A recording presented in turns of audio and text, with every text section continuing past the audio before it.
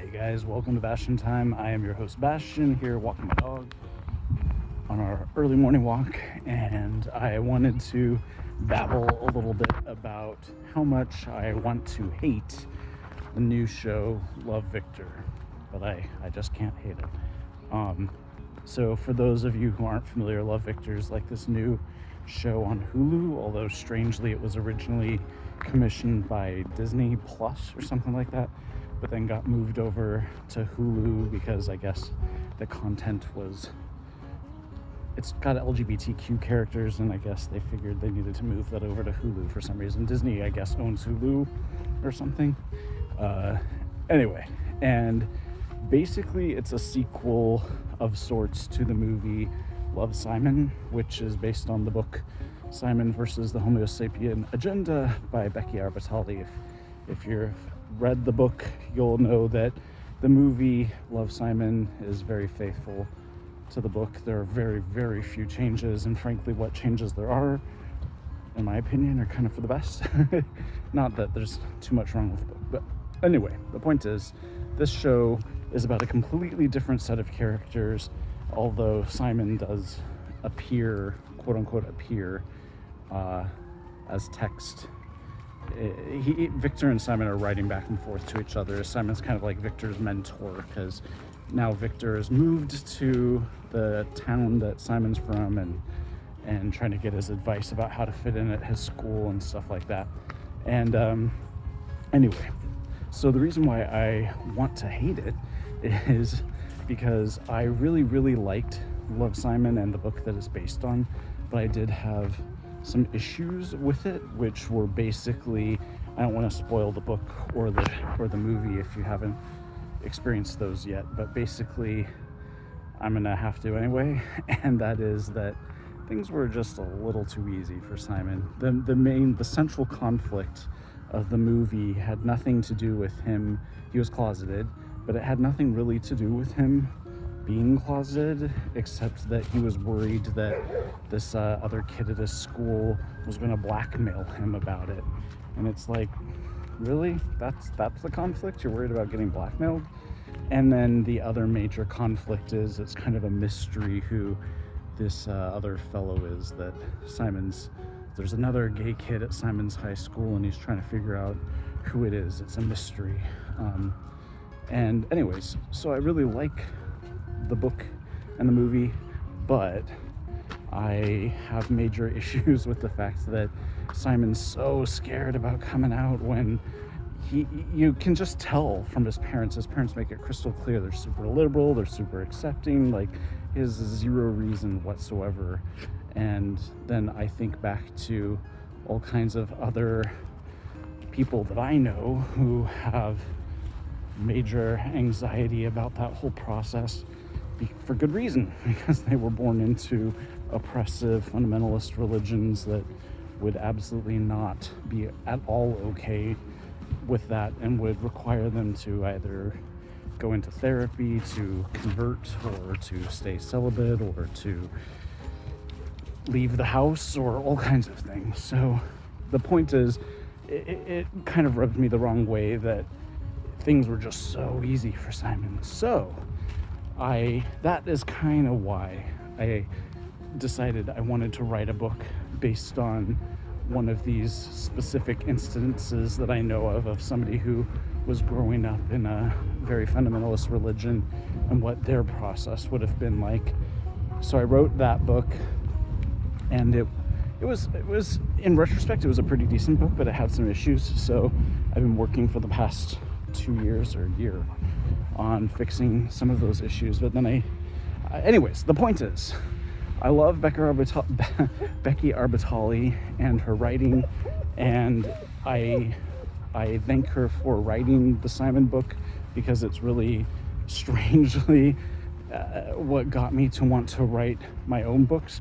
Though I really, really love Becky Arbatali's books and her writing, the conflict did feel a little too packed for me, and so I really did want to try to write something that I felt a bit more authentic to what I've experienced.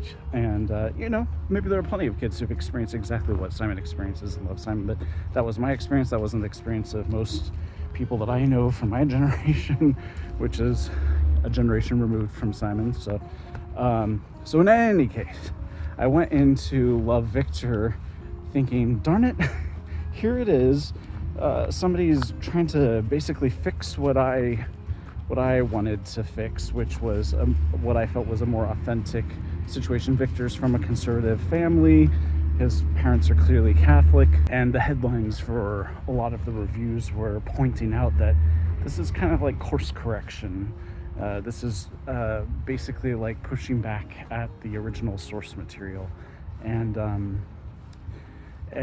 sort of highlighting somebody else's situation that's a bit more gritty than Simon's was.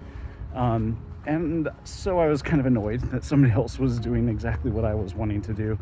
And, I'm still not published yet. And, there's room for everybody, but the show is freaking awesome. And I'm loving every episode of it. I'm 2/3 through it, and I'm really enjoying it.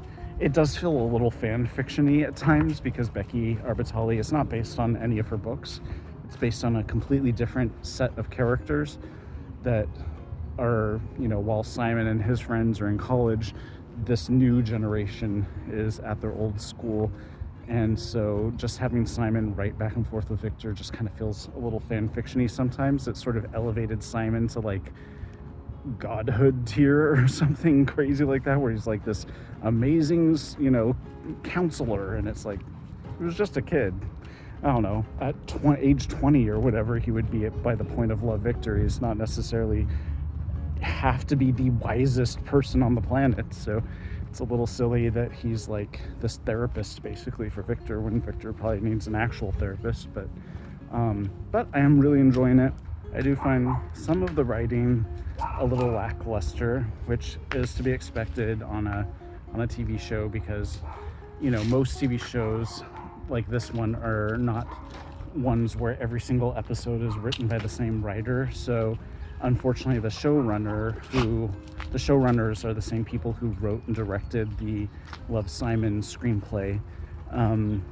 They only wrote like the first episode, and I bet probably like the last episode. And so there's been some hit and misses as far as the episode's individual writing goes, because it can vary pretty dramatically depending on who the writer is. I've noticed that it seems like practically every episode is written by a different writer, which can be a little tricky. One of my favorite shows of all time is Gilmore Girls, and even though the husband and wife duo who basically created and wrote Gilmore Girls would only write about half of the episodes, technically they wrote every episode, because they would let other people write episodes, but then they would take whatever that writer had written and then heavily rewrite it practically from scratch, but still leave the other writer's name on it, except for the last season, which we don't talk about. But anyway, and that helps create a unified voice or a unified tone and a unified quality of writing, basically.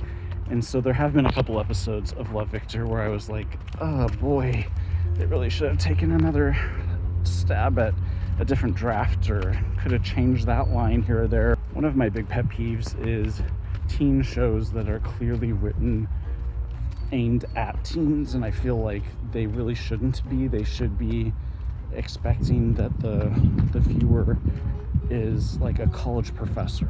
What I mean by that is basically they shouldn't be hitting the viewer over the head, forcing them to piece together things bit by bit. They should just let the viewer figure things out from inferences and, treat them like intelligent people. And there have been a couple instances in Love, Victor where it's been like a little heavy-handed, the writing has been, and so that's kind of frustrating. And there's a character who's clearly meant to be the comic relief, and sometimes it's just too over-the-top cheesy, and it's like, that's not a real person. I'm not watching a person, I'm watching a caricature. So that's unfortunate. But apart from these little tiny issues, I am really enjoying it, and I'm looking forward to seeing how it concludes. I already have a pretty decent idea, but again, I don't want to spoil anything. But anyways, and a strange little quirk about me is that I obsessively pay attention to the credits.